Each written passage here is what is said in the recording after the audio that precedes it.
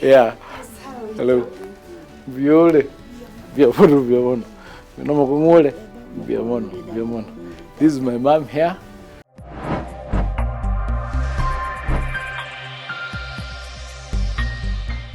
It is a legal reformist who is required at this time. And remember, I said we are coming in at a time when we need to do certain reforms in education to have solutions to the problems that exist. Ministry of Education, Julius, Migos, Ogamba.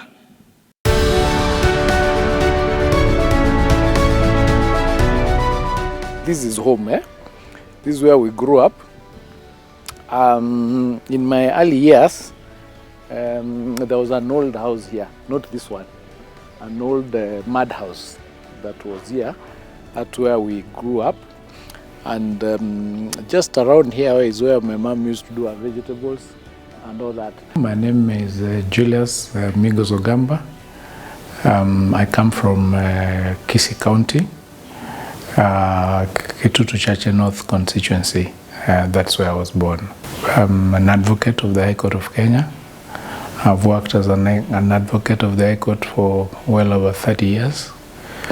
And my most recent appointment is I was chairing the Kenyan board. Yeah. Hello. Viole. Viamono, viamono. Minoma kungole. Viamono, viamono. This is my mom here. Hello. It's my sister. Viole. Yeah. They're my nieces. I come from a family of about 30 plus siblings because we are from a polygamous family. And what I remember during my childhood is that there was a lot of, and this has not left me over the years, although our background was not well to do, there was a lot of love among our family as children, both between the girls and the boys. And in fact, as I was growing up, you wouldn't tell the difference between the children from one home to the next. And that extended to the wider village from where I came from. I remember going to stay at my cousins' places when you're looking after cows. You go somewhere, you get late. That house where you get late is where you'll eat and where you'll sleep. There was not any problem. So there was that particular togetherness and village-like lifestyle. I went to school to primary school, which I remember when I was a bit slightly old. It was not as early Sunday school or ECD. It was just standard one. I went to standard one in a school called Kenyoro Primary School, where I stayed until I was in standard 4. So I ended up being transferred to Homa Bay Primary School, where I went for standard 4 all the way to standard 7 in Homa Bay Primary School.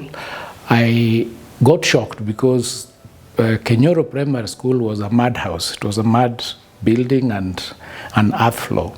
When I went to Homa Bay Primary School, it was actually nice cement, you know, a concrete building, iron sheets and that stuff. Our initial school was grass thatched. It was not it was not iron sheets. So it sort of opened up the space, the difference. I realized there's actually a different lifestyle. Up to that point, I thought schools are supposed to be muddy and things like that. So it opened up my mind and I sort of started doing quite well. I did my CP in 1981, where I passed with all 36 points. And then I was called to 2 different schools, which was Kabarak High School and Stare. At that time, the Kabarak High School we were told belonged to the president. And because I came from a humble family, I figured I would rather go to a school where the owner is the president than the other one. So I chose to go to Kabarak High School, and I went there in Form 1. The school fees that time was, I think, about 2,700 a year. So we went to school. I went through Kabarak High School Form 1 to Form 4, and then I was called back for Form 5 and 6 in the same school where I graduated in 1987. Soon after, of course, we joined the NYS. and where I went and actually graduated, serviceman number 53120. I remember my number. It was like a policeman. You remember your number. So I graduated from there, and of course I was called to go and do law. So I went and attended the law school, the University of Nairobi School of Law, which was in Parklands. So I did that and finished and got admitted to become a lawyer after School of Law, which was in 1992, 1991 there. So I got admitted, came out, started practicing in 1991 up to now. I never got employed. I tried to look for a job after graduation, I didn't get. So I went and registered my law firm. And this was made possible because when I was in school in Parklands, I used to teach evening classes law for people who are doing CPA. So I used to teach KATC. There's a course called KATC that people do when they are doing accounts and stuff like that. So I used to teach, and I had made a bit of money, and my account was in Trade Bank as a student. So I finished and registered my law firm. And I remember after admission, a week or 2 weeks after that, I had my law firm, I made my cards, and I could meet you and tell you I'm running a law firm. I'm very excited, and I was really happy about that. So I started practicing. I went to the market. After about 3 weeks, 4 weeks, I made my first client. My file, Migos Ogamba, I call it MO001. I made my first 300, but I've never looked back. For us, we have a reservation on the nominee for the docket of education, in the sense that we would have wished to have somebody who is versed with issues about education, not law. I understand their fears. I understand that people who are in a certain profession normally see it like it is our turf, and that perhaps the person who is best suited is a person who has this background. But I also know that as an advocate, you are an all-rounder, because I have done a lot of legal work. I've represented a lot of people, a lot of clients, international clients, and a lot of organizations, parastatals, and even schools and universities. Now, as an advocate, you are trained to look at the issue and bring to the fore what are the best solutions for that issue.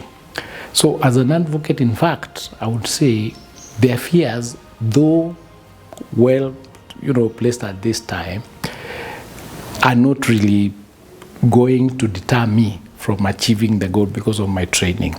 Now, the reason is this. Education is not one isolated subject. You teach lawyers, you teach doctors, you teach historians, you teach scientists, you do all these things. So it is wide. Now, in that sense, an advocate comes who is actually supposed to implement 3 acts, 3 laws, 3 statutes that run the Ministry of Education. And this is the Basic Education Act, the TVET Act, and the Higher Education Act, the Universities Act. So really what I'm doing, or what I'm going to be doing, is implementing those acts, those policies arising out of those acts, those regulations that arise out of those policies, and the guidelines that arise out of those policies and guidelines. So really, it is a legal reformist who is required at this time. And remember, I said we are coming in at a time when we need to do certain reforms in education to have solutions to the problems that exist. And these problems can only be solved through the laid down legal regimes that exist, which I've enumerated above. Therefore, I do think that at this time, indeed, the right person to take that position of cabinet minister for education is a person with a legal background. And I say this because as we speak, there is a presidential task force that was set up that has done a lot of work and collected a lot of data and information, and they have reduced this into recommendations of what needs to be done. As we speak, they have recommended amendments to the law to almost 13 different pieces of legislation.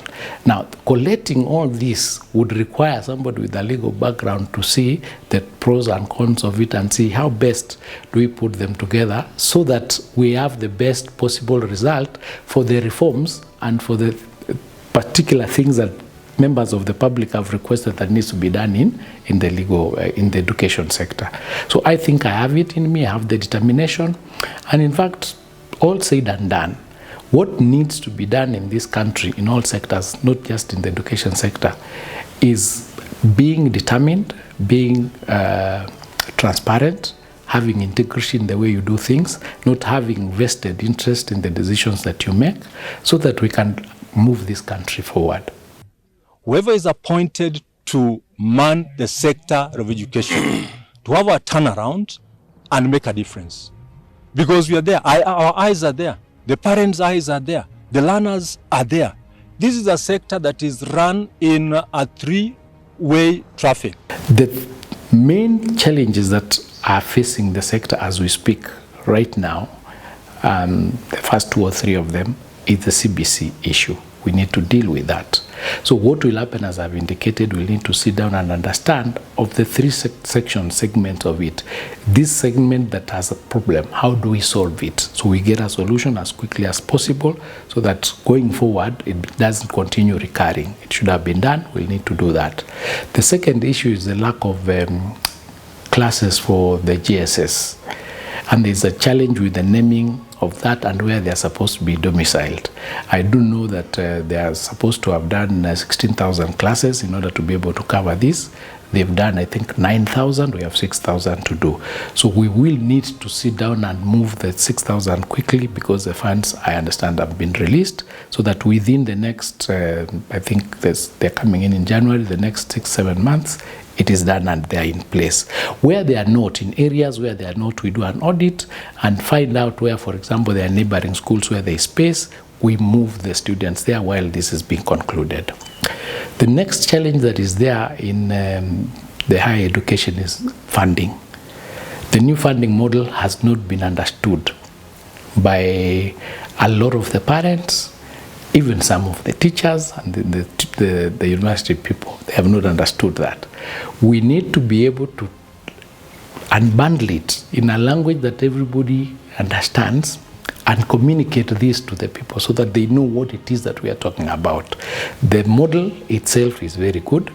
The challenge it has is how do you identify the method of identifying the girders, the particular strata, because you're supposed to, for example, if you're earning 100,000, then maybe a parent, the student, supposed to get a certain percentage, I think 70% or 60%. Now, the question then is, how do you determine, what do you use? The method of that tool of finding out where we are is what is a challenge. So we need to look at it and train people and also communicate to the public that this is actually what is happening, so that they understand there's a challenge of communication. Quote unquote, something like civic education. We don't have it, it has not come out, so people don't understand it. That's also a similar problem with CBC. It's not really been understood what it is. The teachers don't like it, the students don't like it, the parents don't like it, so there is need, the stakeholders. And last point, of course, is to engage with the stakeholders. And I think it's very, very important that first things I do is engage with the stakeholders and listen to them and find out what are their main 5, 6, 7 issues that they need the ministry addressed. Then we look at it and find out where do we go to resolve the issues that they are facing. As I told me, the mental and I went one colleague, Maya. Ayanya saa engo kuana na ndito kunya rutego kunya bekira iniao kana radio buyabuao obwanjani ko itira manyinga Kristo yuro ngoria amen.